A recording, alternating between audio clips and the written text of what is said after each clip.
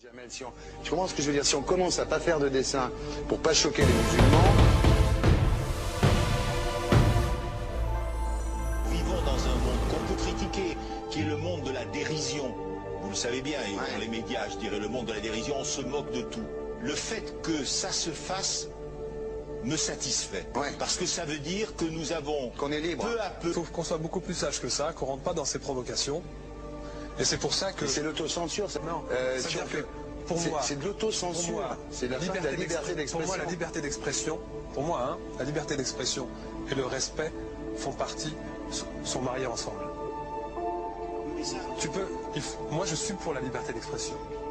Mais si je vais blesser une personne, pourquoi blesser la personne? Non, mais si moi j'ai envie de faire une caricature sur Mahomet ou sur un rabbin ou sur Jésus-Christ, il faut que j'ai le droit de le faire. Tu comprends? C'est ça la France. Quand tu sais que tu vas blesser 10 millions de personnes, pourquoi tu vas les blesser? Pourquoi? C'est la liberté, c'est ça. C'est la liberté de...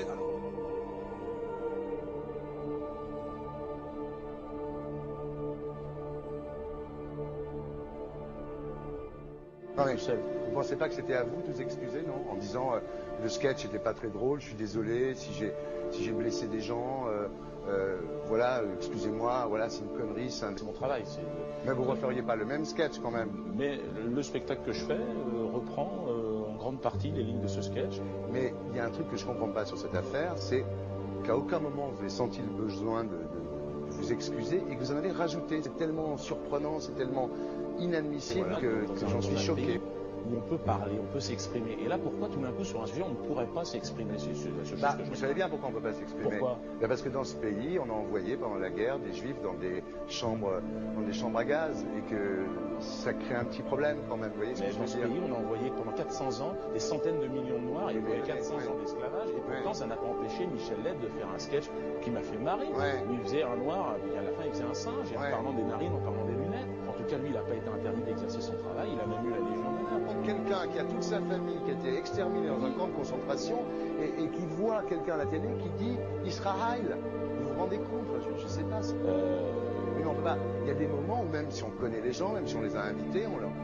Et c'est pour ça que... C'est l'autocensure, ça, Jamel. Tu comprends ce que je veux dire? Si on commence à pas faire de dessin pour pas choquer les musulmans, non, c'est de l'autocensure. C'est la fin de la liberté d'expression. Pour moi, la liberté... Et là, pourquoi tout d'un coup, sur un sujet, on ne pourrait pas s'exprimer? Vous savez bien pourquoi on ne peut pas s'exprimer.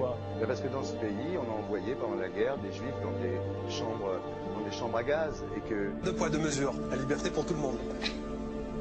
C'est-à-dire? La liberté pour tout le monde. Il y a une personne comme Dieudonné qui a fait un rabbin, enfin qui a fait un colon juif, etc. Tous ces DVD ne sont plus dans les pactes. On l'empêche médiatiquement, on ne le voit plus. Alors que lui, c'est un comique. Plusieurs lois qui ont été faites contre l'antisémitisme. Et moi, je fais un appel aujourd'hui de faire une loi contre l'islamophobie.